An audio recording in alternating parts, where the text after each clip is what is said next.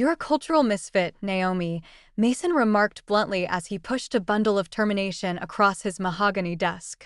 "We need people who reflect the new Bright Nova, team players who fit our vision." The man who had been our VP of strategy for just 3 months delivered what seemed like a death sentence to my 12-year career, and I sat there in shock. His face was harshly shadowed by the fluorescent lights that pulsed overhead in his corner office. The afternoon light shone on Austin's skyline outside the floor-to-ceiling windows, yet the interior of this apartment felt chilly and deliberate. "I'm sorry, what?" Despite the earthquake occurring inside my chest, I managed to say it in a calm voice. Mason leaned back in his chair, adjusting his designer tie with the kind of smugness that made my skin crawl. "Your numbers are fine, Naomi, great, even, but numbers aren't everything anymore. Culture eats strategy for breakfast, and frankly, you don't embody the collaborative spirit we're building here." I stared at him, processing his words.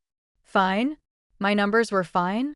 I had just closed the Hudson and Vale apparel renewal 3 weeks ago, a $5.6 million contract that took 8 months to negotiate.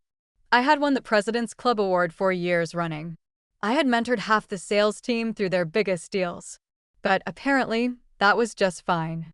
"Mason," I said, keeping my tone professional despite the rage building in my throat, "could you help me understand what specifically about my collaboration style concerns you?" He shuffled through some papers on his desk, not meeting my eyes. "It's not about specifics, Naomi. It's about perception. The team feels you're too independent, too focused on your own success rather than lifting others up." The irony hit me like a slap. I had spent countless hours training junior associates, sharing my client contact strategies, and covering for colleagues when they struggled with difficult accounts. But Mason had arrived with his Harvard MBA and his buzzword vocabulary, determined to reshape Bright Nova in his image. "I see," I said quietly, a strange calm settling over me. "Vision is important. I hope it brings you clarity." Mason's eyes flickered with confusion at my response, probably expecting anger or pleading. Instead, I reached for the termination package and began reading through it methodically. 60 days of severance, continuation of health benefits for 90 days, a standard non-compete clause that would expire in 6 months. "This seems reasonable," I said, signing each page with deliberate precision. "I assume my final day is today?" "Well, yes," Mason stammered, clearly thrown by my composed reaction. "Security will escort you to clean out your desk." I stood up, smoothing my navy blazer. "That won't be necessary. I can find my way." As I reached the door, I turned back. "Oh, and Mason, you might want to check with Hudson and Vale, Zenpet Pharmaceuticals, and Rigorant Logistics about transition plans. They'll probably have questions." The last thing I saw was the flicker of panic in his eyes before I closed the door behind me. Walking back to my desk felt like moving through a dream. The familiar hum of the Bright Nova Solutions office, keyboards clicking, phones ringing, the constant buzz of a thriving marketing tech firm, seemed muted and distant. I had spent 12 years building my career here, turning this place into a second home. My desk sat in the corner of the sales floor, surrounded by the awards and photos that told the story of my professional life. The crystal trophy from last year's President's Club, a photo of our team celebrating the Rigorant Logistics contract signing, thank you notes from clients pinned to my bulletin board like badges of honor. "Naomi?" Jessica's voice made me look up. She was 26, bright-eyed, and one of my most successful ments. "Is everything okay? Mason's assistant said you were in a meeting for over an hour." I smiled at her, this brilliant young woman I had helped navigate her first major client presentation just 2 months ago. "Everything's fine, Jess. Just some strategic discussions about the future." She frowned, her intuition clearly picking up on something. "Are you sure? You look." "I look like someone who just got a wake-up call," I said, opening my desk drawer and pulling out a small cardboard box. "Sometimes the universe has a way of pushing us toward where we're supposed to be." As I began packing my personal items, other team members started drifting over. David from the creative department, who had collaborated with me on countless campaigns, and Patricia from account management, who had become a close friend over the years, watched with growing confusion as I carefully wrapped my awards in tissue paper. "Naomi, what's happening?" Patricia asked, her voice tight with concern. Mason has decided I'm not the right cultural fit for the new Bright Nova, I explained calmly, placing a framed photo of my graduation from the University of Texas into the box. He's probably right. I've never been great at playing politics. The silence that followed was deafening. David's face flushed with anger. That's insane. You're the best account director we have. Your clients worship you. Which is exactly why this will all work out fine, I said, sealing the box with tape. Trust is a powerful thing. It doesn't disappear just because someone changes their business card. Jessica's eyes filled with tears. This isn't fair. You trained all of us.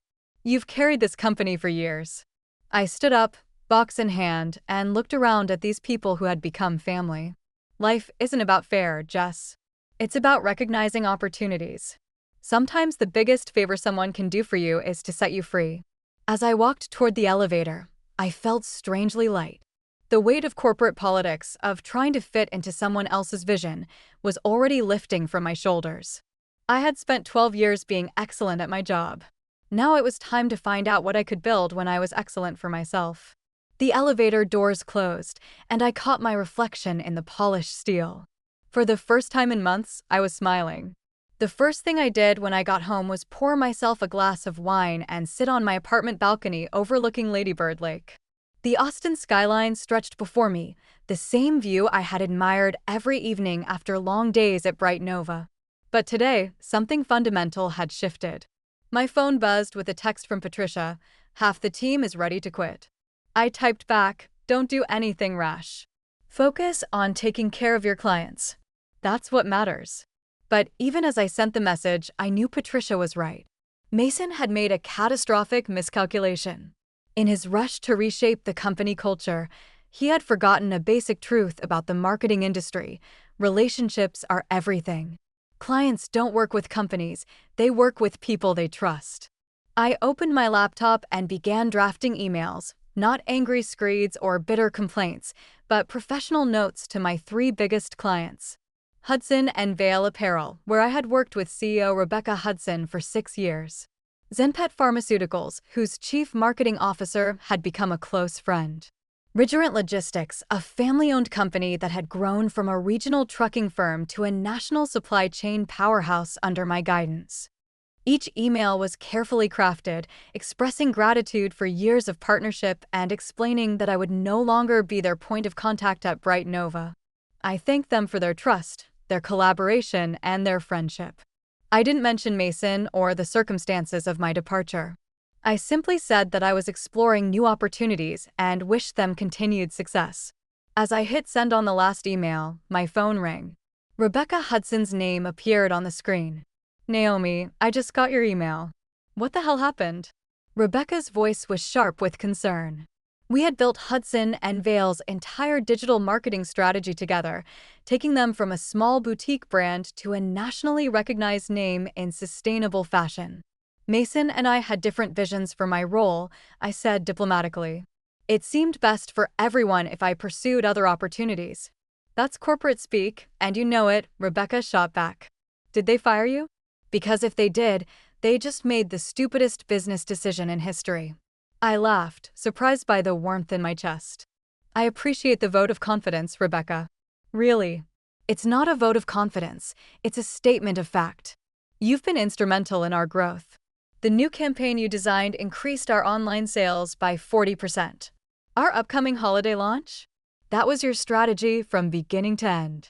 Before I could respond, another call came in. Zenpet CMO, then Revengereddit's marketing director. Within 2 hours, I had fielded calls from all 3 of my major clients, each expressing shock, disappointment, and something else, opportunity. By evening, I had made a decision. If Mason wanted to rebuild Bright Nova's culture, he could do it without the clients who had made the company profitable. And I would help them find a new home, one where relationships mattered more than corporate buzzwords. The seed of an idea was taking root, and it felt like freedom. The next morning, I woke up with a clarity I hadn't felt in months. While Mason was probably settling into his corner office, preparing to announce his bold new direction for Bright Nova, I was already 3 steps ahead. I started with coffee and a legal pad, sketching out the framework for what would become Burger and Company. The concept was simple: a boutique marketing consultancy focused on building authentic relationships with clients rather than managing them through corporate hierarchies. No middle management, no cultural fit assessments, just results. My phone rang at 8 a.m. sharp. Jessica's name flashed on the screen. "Naomi, you need to know what's happening here," she said, her voice tight with anxiety. "Mason called an all-hands meeting. He's announcing your departure and introducing your replacement." "My replacement?" I sat down, my coffee cooling, intrigued. They moved fast. "It's Kyle Morrison from the Phoenix office. He's supposed to take over your accounts immediately." "But Naomi, he's never worked with any of your clients. He doesn't know their industries, their challenges, their personalities. It's going to be a disaster." I felt a mixture of anger and satisfaction. Kyle was competent enough, but he was a corporate climber who viewed clients as revenue streams rather than partnerships. Putting him in charge of accounts I had nurtured for years was like asking a stranger to perform surgery. "How are the clients reacting?" I asked. "That's the thing," Jessica said, lowering her voice. "Mason hasn't told them yet. He's planning to have Kyle call them this afternoon to introduce himself as their new point of contact. He thinks it'll be a seamless transition because the contracts are with Bright Nova, not with you personally." The hubris was breathtaking. Mason genuinely believed that clients were interchangeable assets that could be passed around like office supplies. He had no understanding of the personal investment, the trust, the years of relationship building that made these partnerships successful. "Jessica, I need you to listen carefully," I said. "Don't do anything that could jeopardize your job. But if any of my former clients call asking questions, be honest with them. Tell them exactly what happened and who their new contact will be." "Naomi, I don't think, trust me," I interrupted. "The truth has a way of clarifying situations." After hanging up, I called my lawyer. Setting up an LLC would take a few days, but I could begin consulting work immediately as a sole proprietor. Business insurance, accounting systems, client contracts, the logistics were manageable. What mattered was positioning myself to catch the opportunity that was about to fall into my lap. At 11 a.m., my phone buzzed with a text from Rebecca Hudson. "Just got a call from some kid named Kyle who says he's my new account manager." "Are you kidding me? Call me." I waited. Patience was crucial now. Let Kyle introduce himself. Let the clients see exactly what they were getting in exchange for the relationship they had built with me. By noon, I had messages from all 3 major clients. By 2 p.m., I had formal emails requesting meetings to discuss their future marketing needs. By 4 p.m., I was drafting proposals for Burger and Company's first consulting contracts. The irony wasn't lost on me. Mason had fired me for being a cultural misfit, but he had unknowingly created the perfect conditions for my independence. Every email from a confused client, every phone call expressing concern about the transition, every question about my availability for freelance work was validation that relationships, not corporate culture, drove business success. That evening, I received a call from David in Bright Nova's creative department. "Naomi, I don't know if you've heard, but Kyle had his first client call with Hudson and Vale today." Rebecca hung up on him after 20 minutes. She said he spent the entire time talking about Bright Nova's innovative solutions instead of listening to her concerns about the holiday campaign. I winced. Rebecca Hudson was brilliant, demanding, and had zero tolerance for being patronized. Kyle had probably walked into that call with a standard pitch deck instead of understanding that Rebecca valued strategic dialogue over corporate presentations. "That's unfortunate," I said diplomatically. "It gets worse. Mason is in damage control mode. He's personally calling clients to smooth things over, but he's never worked directly with any of them. He doesn't know Rebecca's business model or Zenpit's regulatory requirements or Rigorant's supply chain challenges. The house of cards was already wobbling." I almost felt sorry for Kyle. He was a decent account manager who had been set up to fail. But business was business, and Mason had created this mess with his arrogance and poor judgment. "David," I said carefully, "if any clients ask about my contact information, you have my permission to share it." The revolution was beginning. Wednesday morning brought the call I had been expecting. Rebecca Hudson, CEO of Hudson and Vale Apparel, Didn't waste time with pleasantries. Naomi, I'm terminating our contract with Bright Nova. That Kyle person is completely incompetent, and Mason clearly has no idea how to handle our account. I want to hire you directly. What do I need to do? I took a deep breath. This was the moment that would define everything. Rebecca, I appreciate your confidence, but I need to be completely transparent. I'm starting my own consultancy, which means I can offer you more personalized service than any large agency. But I also need to make sure you understand the implications of leaving Bright Nova mid-contract. I've already talked to our legal team, Rebecca said briskly. The contract has performance clauses. If Bright Nova fails to deliver the agreed-upon services with qualified personnel, we can terminate for cause. Yesterday's call with Kyle was enough documentation for our lawyers. I felt a surge of admiration for Rebecca's decisiveness. She had built Hudson and Vale from a small sustainable fashion startup into a $50 million brand by making tough decisions quickly and surrounding herself with competent people. In that case, I said, I'd love to discuss how Berger and Company can support your goals. By Thursday, I had signed contracts with all 3 of my former major clients. Hudson and Vale wanted to maintain their aggressive growth strategy while launching a new line of eco-friendly activewear. Zempet Pharmaceuticals needed help navigating new FDA regulations for their pet supplement marketing. Revengereddit Logistics was expanding into the Pacific Northwest and needed a comprehensive digital strategy. The combined value of these contracts was $8.2 million over the next 18 months, more than I had ever managed as a single account director, more than enough to establish Berger and Company as a serious player in the Austin marketing scene.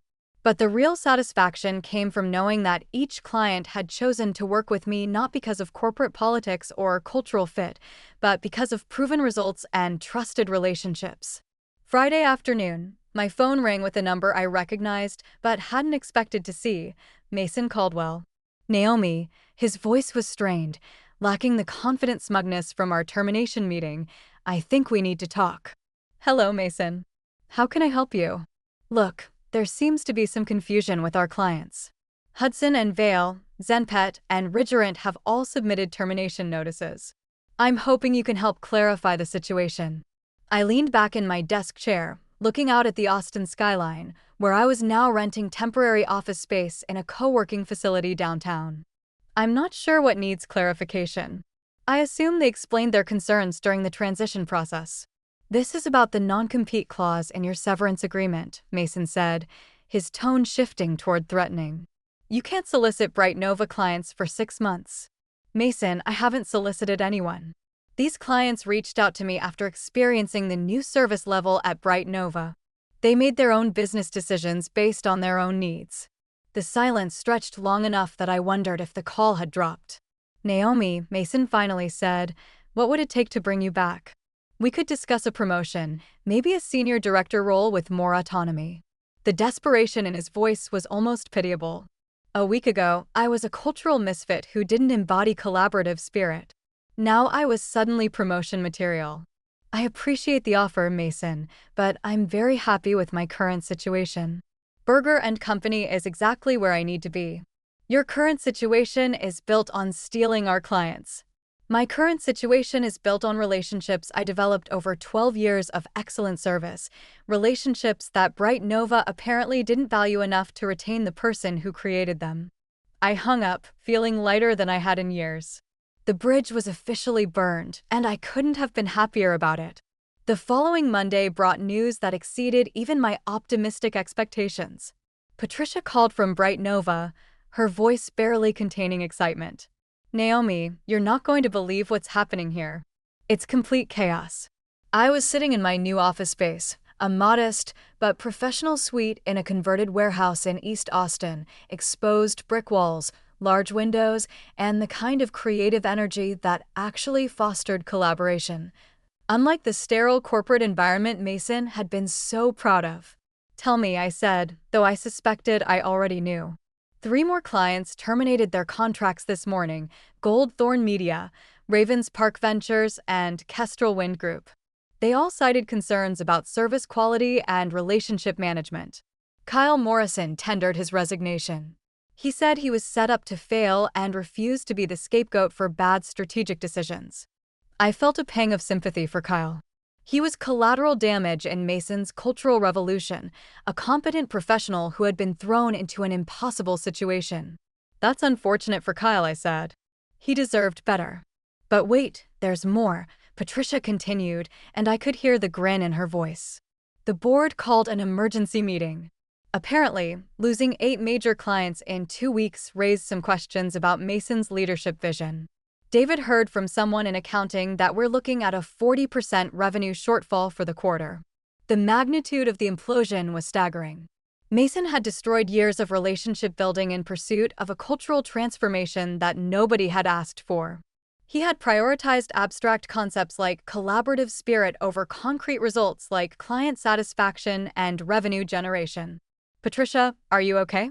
Is your job secure? Actually, that's why I'm calling. The board is asking remaining staff to recommend strategies for client retention and business recovery. Your name keeps coming up in conversations. People are wondering if there's any possibility of bringing you back as a consultant or partner. The irony was delicious. 2 weeks ago, I was a cultural misfit. Now I was the solution to problems created by my absence. I appreciate the thought, but Burger & Company is committed to serving our current clients. We're not looking to take on additional partnerships right now. It was a polite way of saying what I really thought. Bright Nova had made their choice, and now they could live with the consequences. That afternoon, I received an unexpected visitor. Jessica arrived at my office with a folder under her arm and determination in her eyes. "I'm giving my notice at Bright Nova," she announced without preamble. "I want to work for you." I looked at this brilliant young woman who had become one of my closest mates. "Jessica, I can't match your current salary. I'm still building the business. I don't care about the salary. I care about working somewhere that values competence over politics, somewhere I can actually learn instead of navigating corporate nonsense." Her words reminded me why I had gone into marketing in the first place, to solve problems, build relationships, and create value for clients. Somewhere along the way, Bright Nova had lost sight of those fundamentals. "If you're serious about this, we'll need to discuss it properly. But I have to warn you, working for a startup consultancy is nothing like working for an established firm. It's long hours, uncertain income, and constant hustle." Jessica smiled, the same eager expression she had worn during her first client presentation 2 years earlier. "Sounds perfect. When do I start?" By Thursday, I had hired Jessica as my first associate and signed 2 additional clients who had heard about Burger & Company through word of mouth. By Friday, I was fielding calls from other Bright Nova refugees looking for opportunities. The cultural misfit had become the culture creator, and Mason's vision of collaborative success was coming true, just not at Bright Nova. 6 weeks after my termination, the final blow landed with surgical precision. I was reviewing quarterly projections for Burger & Company when my phone rang. The caller ID showed a number I didn't recognize, but the voice was familiar. "Naomi, this is Robert Chin, CEO of Bright Nova Solutions." I sat up straighter. The founder himself, calling personally. This was unexpected. "Hello, Mr. Chin. How can I help you?" "I think you know why I'm calling. We've lost 12 major clients in 6 weeks. Our Q3 revenue is down 68%. The board is asking hard questions about leadership decisions." I waited, letting the silence stretch. Robert Chin was a brilliant businessman who had built Bright Nova from a 3-person startup into a $100 million agency. But he had also been notably absent during Mason's cultural transformation, traveling extensively while his VP of strategy dismantled everything that made the company successful. "I understand this is a difficult situation," I said carefully. "Naomi, I made a mistake. We made a mistake. Mason's termination was approved this morning. I am personally asking if you would consider returning as Senior Vice President of Client Relations, full autonomy over your accounts, equity participation, and a compensation package that reflects your true value to this organization." The offer was staggering, everything I had worked toward for 12 years, handed to me on a silver platter. SVP title, equity stakes, guaranteed autonomy. 6 weeks ago, I would have considered it a dream promotion. Mr. Chin, I'm honored by your confidence, but I have commitments to my current clients that I can't abandon. Your current clients are our former clients, Naomi. Bring them back. We'll structure the deal any way you want. You can essentially run your own division within Bright Nova. I looked around my modest office, then at Jessica, working intensely at her desk, completely absorbed in developing a social media strategy for Hudson and Vale's new product launch. This space represented something that corporate equity could never provide: complete creative control and the freedom to build something authentic. Mr. Chin, those clients aren't coming back to Bright Nova. They're happy where they are. But I wish you the best in rebuilding. The silence that followed was heavy with understanding. Robert Chin was smart enough to recognize finality when he heard it. I respect your decision, Naomi. For what it's worth, letting you go was the worst business decision this company has ever made. 3 months later, Berger & Company had grown from a one-person consultancy to a team of 6 specialists operating out of a beautiful converted loft in the warehouse district. We had 15 active clients, a waiting list for new business, and the kind of collaborative culture that actually produced results. The final piece of poetic justice arrived in the form of a news article in Austin Business Journal. The headline read, "Bright Nova Solutions acquired by Phoenix Marketing Group in fire sale deal." I read the article over morning coffee, sharing the details with Jessica and our team during our weekly strategy meeting.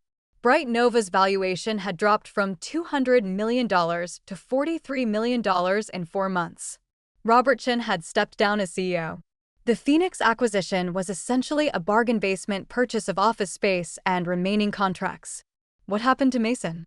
Jessica asked, curiosity evident in her voice. I pulled up his LinkedIn profile on my laptop.